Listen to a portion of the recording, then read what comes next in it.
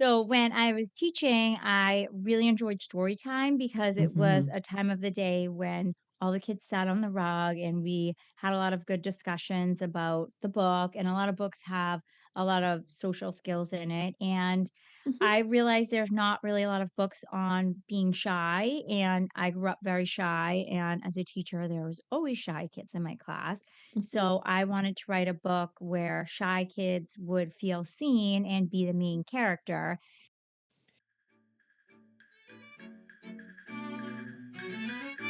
Hello, and welcome to Story Power, a bi monthly podcast I created because I'm an unabashed story lover. Stories have had a huge impact on my life, starting with the family movie night discussions my parents instituted when I was a child. I want to share that love with you. As cognitive scientist Roger C. Shanks says, humans are not ideally set up to understand logic. They are ideally set up to understand stories. I'm making it my mission to not only spread the love of stories, but all the valuable things they teach us about human nature and relationships.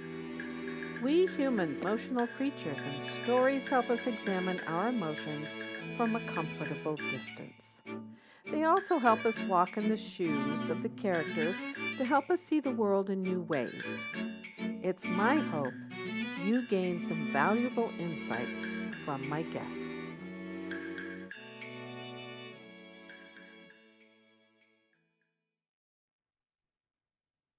Hello, Story Power listeners. Today I am talking to Christine Devane, and this is episode 153. And Christine is a former elementary school teacher, and now she writes these fun children's books. Christine, welcome to the show. Hi, thank you so much for having me on the show.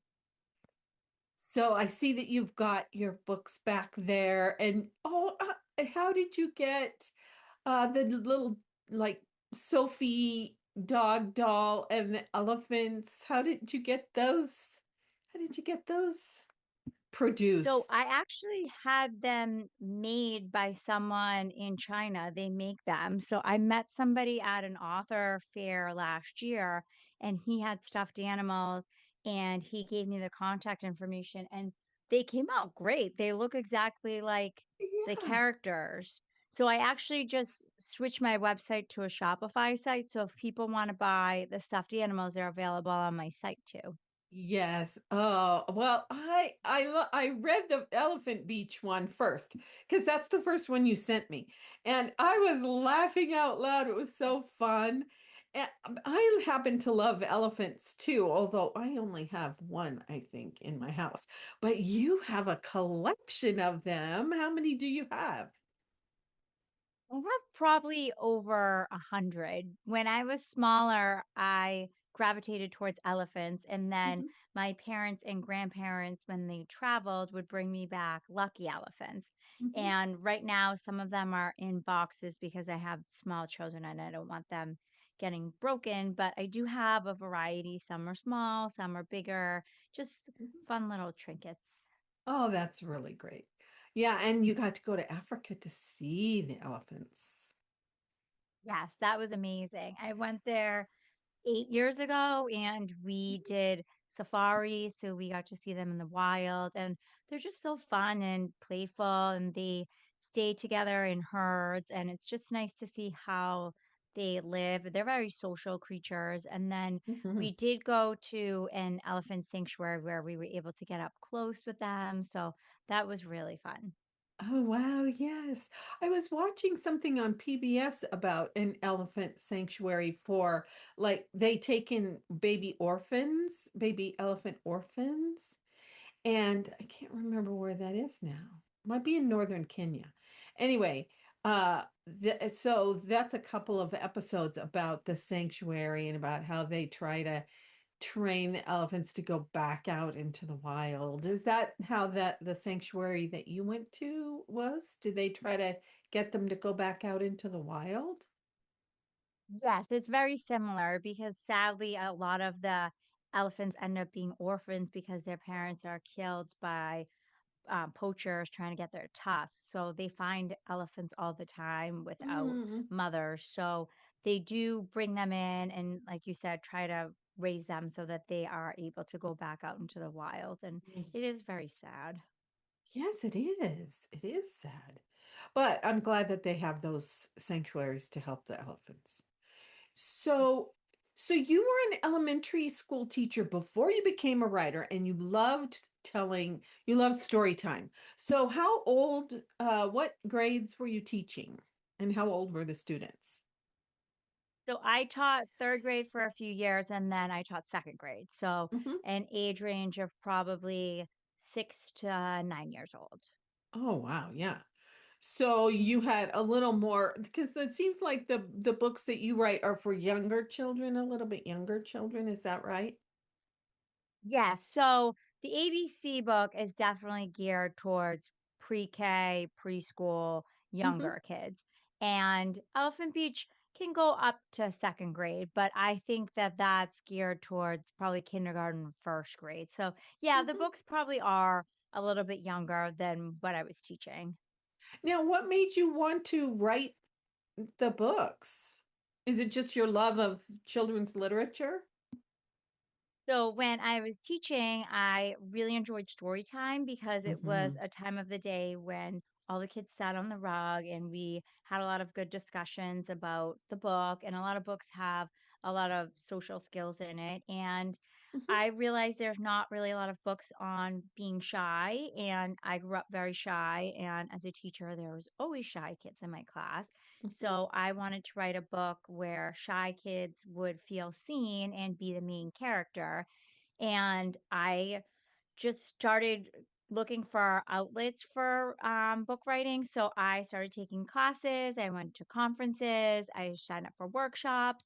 I did all of these things. And then honestly, it didn't go anywhere. And then a few years ago, about 2 years ago, somebody reached out to me about publishing the elephant book. And I published the elephant book and then I got really into it. I really enjoyed it. I liked doing the school visits, the classroom visits, and going into the bookstore. So then I decided I wanted to do more. And I turned to the dogs because when I was going to a lot of the author events, I saw a lot of people gravitate towards dogs. A lot of people have pets. I have a rescue dog. And it kind of came from that. So Sophie is a rescue dog I have now. Hmm. Lola was Lola was my chihuahua. She passed away before I got Sophie. So the two never met, but when I was thinking of a book with Sophie, I wanted her to have a friend and make it Yeah. fun because their personalities are different, but where they're both dogs, they're similar. So I Hmm. put them together. And then I started with the ABC book because my kids love to read ABC books. And then the pet safety book, my newest book, I wrote because being a mom of small children, I'm always teaching them to be safe around the dog and not squeeze the dog and not poke the dog and don't give the dog candy. So that's kind of Right. been my adventure. It's gone a little bit all over the map. Yeah, well, I read that one this morning because you sent it to me, I think, over the weekend, and I thought that was really great because you're right. Little kids, they don't know. They think, "Oh, the dog, they can eat the same things we can." Or "Oh, I just love this dog so much," and they squeeze it too hard or whatever it is. Yeah, so I love that. I love that you wrote a book about teaching children how to not just dogs, but other animals as well, how to take care of them and respect them. That was what I got from it was you need to respect animals because they have Yeah. feelings too. I'm glad you enjoyed it. We grew up with animals and we've always been animal people. And I Mhm. teach my children the same. And my kids love animals, but we also know to be careful around them. And especially if they're with a dog that they don't know, you need to Mhm. ask before you run up and pet a dog and things like that. That's what I really wanted to get out there with the book. And it wasn't until after I started working on the book that I started doing some research on it. And the numbers are crazy. They say that every year 2 million children are bit by a dog. 1 million is the family pet. And sadly, the highest risk are kids 6 and under because they're crawling around and they're close to the dog. So now that I know all of that, I'm trying to use the book to help lessen the number of accidents because there are so many of them. Yes. Yeah, and I don't think little kids think about it, or maybe they're not ready to think about it, that running up to an animal can make the animal afraid. And I thought that was a really great point in your book for the children to understand that you can make the child, you may think you're being kind and fun and loving to the animal, but they might see it at whatever you're doing as being afraid of the the child. Yeah. Yeah. Oh, wow, that's a huge statistic.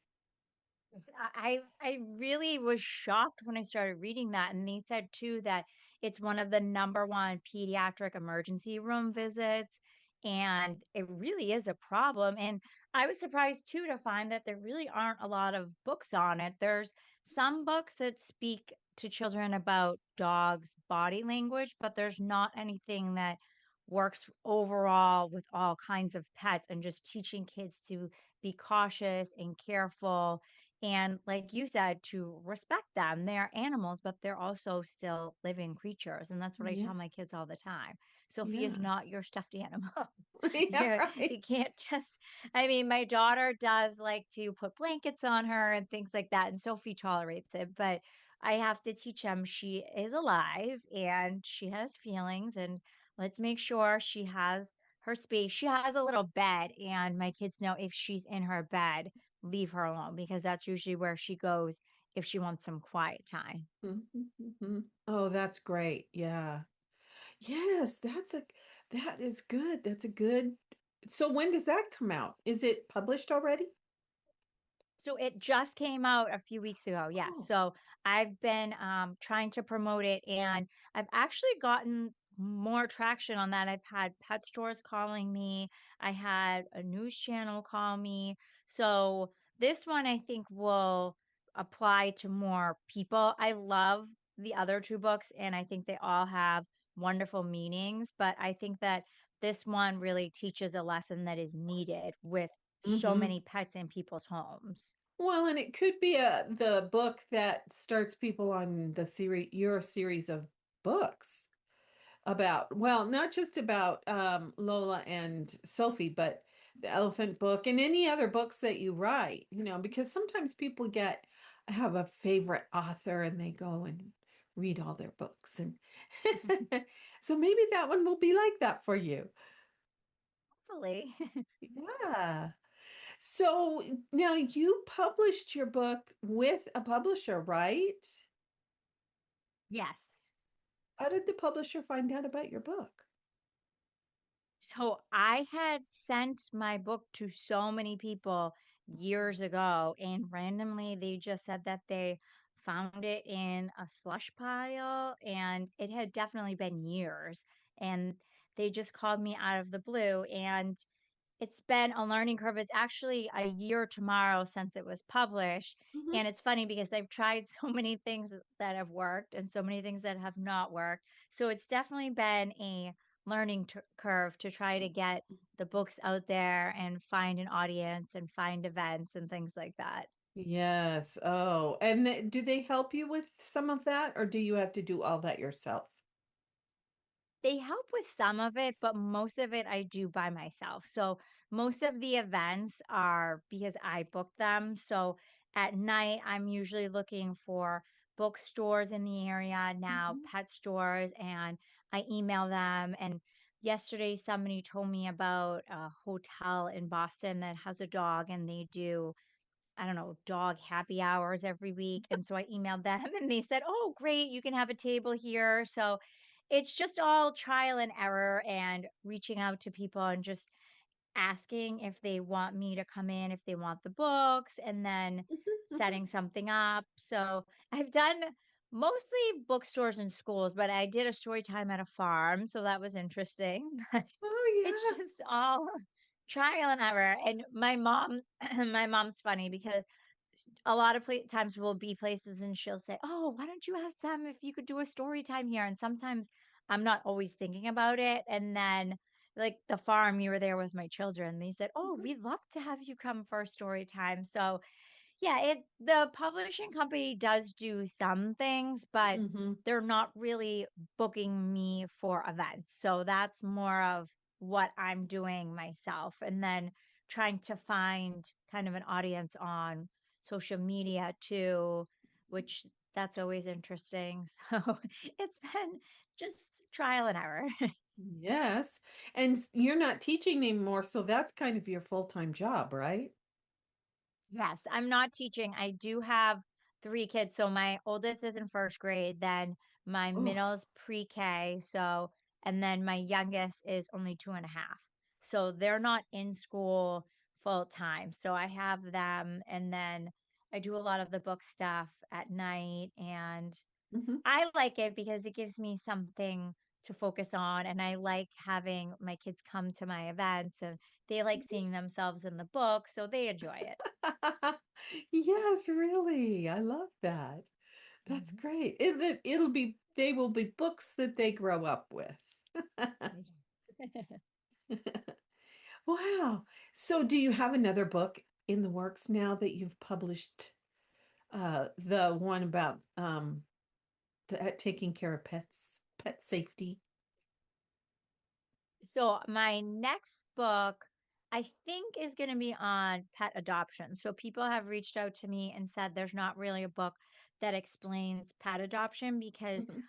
people take the dog home or the cat or whatever animal and they think that the animal is going to acclimate to their house right away and it really doesn't happen quickly and sometimes people get frustrated and bring the animal back and I actually used to volunteer at an animal shelter and we saw that a lot where people said that the animal just wasn't adjusting and they brought it back and people from the shelters have said that they really wish there's something out there to explain to people that it takes a while. So I might do a book from the eyes of the dog. So Lola and Sophie might get a friend and then show from the dog's point of view how the dog's feeling and how it takes a little while to acclimate Mhm. to being in a new house because we rescued Sophie and she's a wonderful dog, but when we first got her, she did have some anxiety issues and she didn't want us to leave her and it does take a while for them to get used to you. So I think Mhm. that might be my next book. We'll see. But I've definitely Yeah. had some people ask me about that. Yeah, that sounds like a great book. Yeah, Thank you. because the dog, I mean, people don't think about this, but maybe they have to get used to the new smells in the house and also my sister and her family adopted a dog and they are taking the dog to like dog training where it's not just training for the dog, it's also training for the family too. That's So nice. yeah. And they are getting along really well now, but you're right, it took them a little while to for the dog to get used to them. She was pretty young though. Was Sophie young when you got her? Yes, so she was 6 months. So she actually came from Texas. I found this rescue group that saves dogs from Texas because in Texas, there's a really big problem with the animal shelters. They're Mhm. overcrowded and they have to euthanize a lot of dogs that are healthy. Whereas up here, they don't really do that because the shelters aren't really that overcrowded. So there's this group that saves the dogs and then they drive them on truck up north. So she came from Texas all the way up to Rhode Island, and we picked her up there. And as you can imagine, I mean, that's a long trip for anyone. I mean, you don't know where you're going, you're in a truck full of dogs. And did take a little while. And like you said, it's getting used to the smells. Some of them probably haven't even lived in a house. I mean, she was found on the street. So I don't even know if she ever had an owner and it must be confusing to all of a sudden go in a truck and you're with all these dogs and then you're at this person's house. So it is a process, but we love Sophie and she's part of our family now. Obviously, she's in my books and stuff like that. So we are very happy that she is in our family and we're very happy that we got to rescue her. Yes. So yeah. Yeah. So I assume you're going to continue to keep writing these books. Yes, I think so. I really enjoy it. I love doing story times and I love doing podcasts like this one. I think it's so fun to meet people Mm, and to be able to talk to people everywhere and hopefully get my message out. And to me, it's a lot of work, but it's worth it. So at right. night, a lot of time I'm on my computer for hours just emailing places. And then there's also all these contests you can enter. And then I'm in an author Instagram group, and sometimes they do promotions and giveaways and they tape little videos and things like that. So there's Mhm. a lot of different things to keep up with. But to me, I find it rewarding and enjoyable. And I actually had a school the other day send me this huge poster in the mail that they made me. And it was this big thank you card, and they all made their own elephant. And it was Oh, so sweet. They said, thank you. We love the book, and it teaches us about being brave.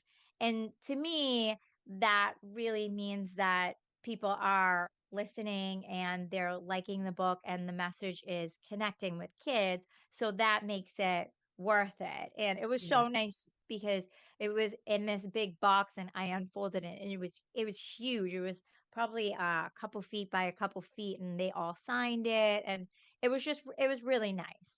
Oh, wow. But where are you going to put that in your house? That's the thing. I think right now it might stay somewhere safe where my kids won't get their hands on it because Mhm. my daughter that's 2, we love her, but sometimes with the crayons and the markers, she's also Mhm. very into lipstick and things like that. So sometimes I have to pick and choose what is out and what they can get into. So that'll Mhm. probably stay somewhere safe for right now. Until they get a little older. Yeah. Yes. Do you have, so you loved story time when you were teaching. Do you have it with your children? Do you do that with your children? Have Yes. story time? So every single night we read books. And so I have 2 boys and a girl, and Mhm. they love all the truck books. We've read a lot of truck books. And my daughter is very into princesses right now. So we have a lot of princess books, but usually they each pick one book. And so we Mhm, read mhm, 3 books every night. But mhm. my son, now that he's a little older, he's starting to read. So it's nice because he can read to us. So it makes story time Oh, special because it's not just me reading now, but yeah. yeah, this is my daughter's room with all the books set up. Her room is Oh, purple and I like the background. uh-huh. So she has a bunch of books in her room, and I've just always read with my children because I know how important it is for Mhm. kids when they're younger. And I think that sometimes parents think that it's one more thing to do, but it is really rewarding to sit down with them and read them a book because it gets them to learn literacy skills before they're even in school. Yes, really. That's true. Yeah. Oh, I don't have children, but when I was a lot younger, before I got my master's of education, I was secondary school though. I used to work in Montessori schools and daycare centers and child development centers, and that was always really fun. The story time was really fun, and they had so many great books out there. And of course, I haven't kept up with the children's book market, but I imagine there are just so many wonderful books that are out there for children. So, yeah, when I was teaching high school, I was teaching drama is theater's my background. And then I went to a different school and taught English and we were reading American lit. And so it was totally different. But we read them out loud because they didn't have enough books to go home and have books at school too. So So we would read the things out loud, and that was, I think they really liked that. I think the high school kids enjoyed that. So it doesn't matter. People like being read to, even if you're an adult. An adult. Yes, I would have to agree with that. And it is fun. I do take my kids to the library a lot because there they get to pick out their own books Hmm. and they get to Hmm. carry around the bag and it gives them a lot of choices. So that's a place that I like to bring my kids and everything's free there. So it's That's nice because great. they everything that you bring kids to now is so expensive and the library's free and you get to pick out as many books as you want, get your own bag. So we like to Hmm. do that every couple weeks and then we trade them out and it teaches them responsibility too because they are in charge of their books, their bag. They have to make sure they know where they are and that they get returned. Right. Oh yeah, that's good. And also though, does the library have like story time and that kind of thing that you go to? Yeah, so they have all sorts of activities over there. My son that's in first grade, he really likes the science activities they do over there, and they actually have a Lego building class. So he likes those. They have all different things for the little kids too. My middle one really likes bugs, and they had a read to worm day that he thought was the best thing ever. So they read a book about worms, and then they actually brought worms out, and he loved that. So I try to sign them up for a few events a month over there, and most of them they can all go to. And sometimes if they're different age groups, my husband or I, one of them will just take one of them, but they do Hmm. have a lot of events over there, and I always tell parents that they should look at their local library because they do have great things there and it's Hmm. all free and you can just sign up online and Hmm. ours has a nice variety because he does like the science ones, the Lego ones, and then my other kids like the story times and those type of activities. Yeah. Oh, wow, that's great. Yeah, because I don't know.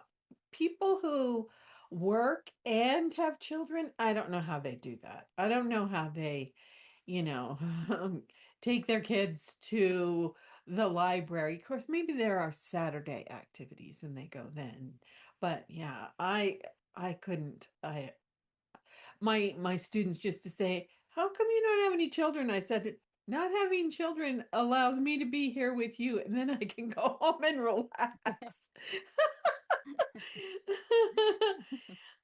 Yeah, because I have worked with children since I was 18. So, yeah, I love them. I love young people, but I'm glad I don't have any of my own because I have a lot of creative activities. And it sounds like you do too, because every evening you are working to promote your books. Yes.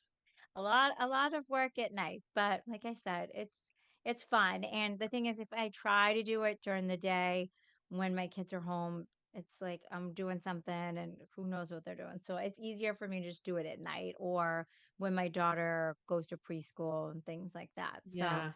I I'm pretty good at scheduling my time and saying, okay, I have to do this at this time, this at that time, because it Mhm. does get busy. But for me, it's nice to have my own thing to do.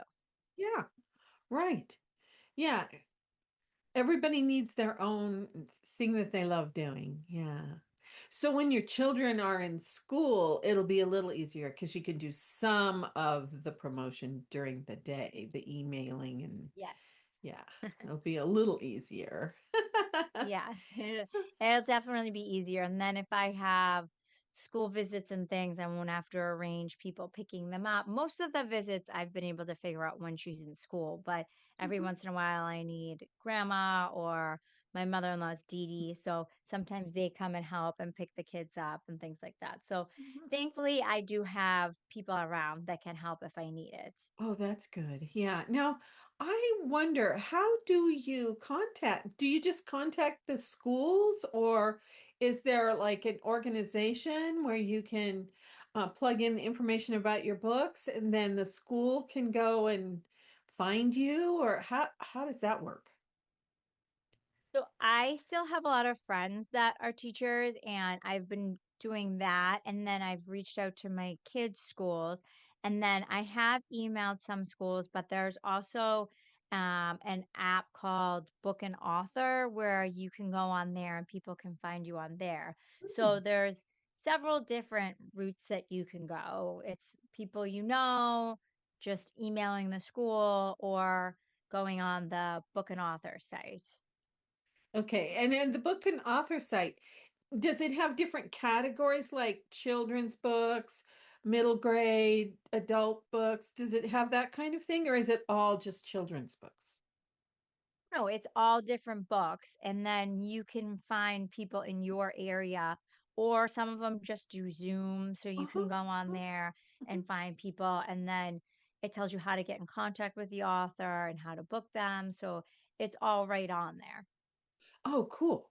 That's great. Mm. Because I belong to Prolific Writers Life and I do this monthly being a podcast guest to promote your book, but it's always good to know other resources. So I like that, finding out about that resource that I can tell because there might be podcasting options or connections in that on that site. So thank you for telling me about that. That's great. And Oh, you're welcome.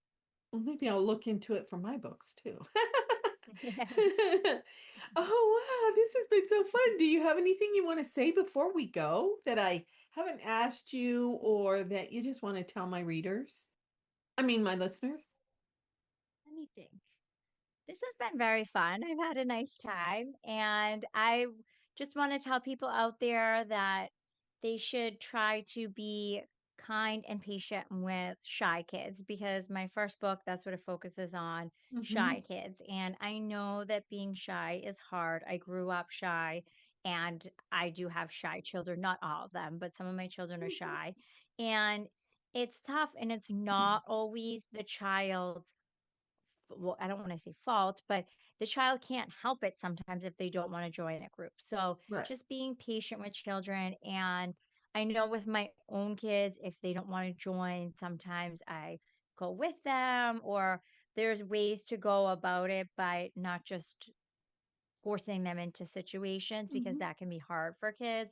So Mm-hmm. I just want people out there to try to be a little open minded to kids that are shy and try to have some patience with them because I know even some of my friends will say, "Oh, my son or daughter is so shy and it's painful." And to them, they think it's tough because their child doesn't want to join a group. But it's Mm-hmm. also tough for the child because it's hard if they don't want to join a group and they just want to be by themselves.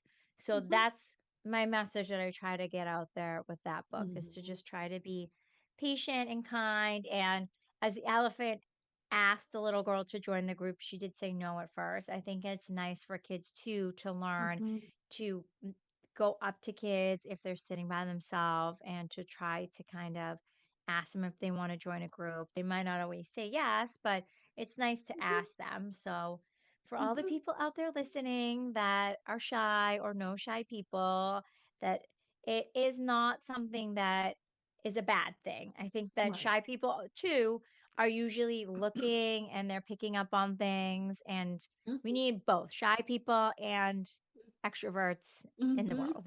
So, Yeah, just to really. be patient with them. Oh, yes, I can relate to maybe I liked the Elephant Beach because I could relate. We moved a lot. And I would have to sit back and watch how the school worked before I sort of got integrated. But when I was an adult working with children, one thing I learned is it sometimes you don't say anything. You just sit by the child, don't say anything. Let them let them initiate a conversation if they want to. So, yeah, because sometimes adults are a little pushy, to say it Yes, I nicely. see it all the time. I mean, we play different sports and activities, and they'll say, go in, go in, go in. And the kid doesn't want to go in. And Right. you just have to kind of let them take their own time and try to just be patient with everyone. Yeah, really. Yes. Yeah. Oh, wow. This has been so fun. Thank you for being my guest. Thank you so much for having me today. And I'm excited to hear if you have more books. Thank you. Hopefully, we'll see. It seems to be, like I said, picking up some momentum. So hopefully, I'll keep doing it and I'll have another book about pet adoption and we'll see how that turns out. But for now, I think I'm going to focus on trying to get the books I have out there and market the books and Hmm. take a little bit of a break before I jump right into making another one because it's kind of hard to focus on making a book and marketing different books. So I think that, especially with the summer coming up, I think that I'm just gonna focus on these and then maybe in the fall start working on something else. Oh, that's a good idea. Yeah, that's good. Oh, thank you so much, Christine.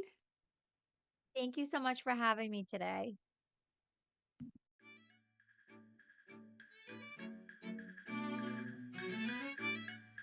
I hope you not only enjoyed this episode, but gained something valuable to take away with you. If you like what you heard, please share it with your friends and give us a rating and or review. If you're a story lover too, I invite you to join my Patreon community at patreon.com/storypower, all one word.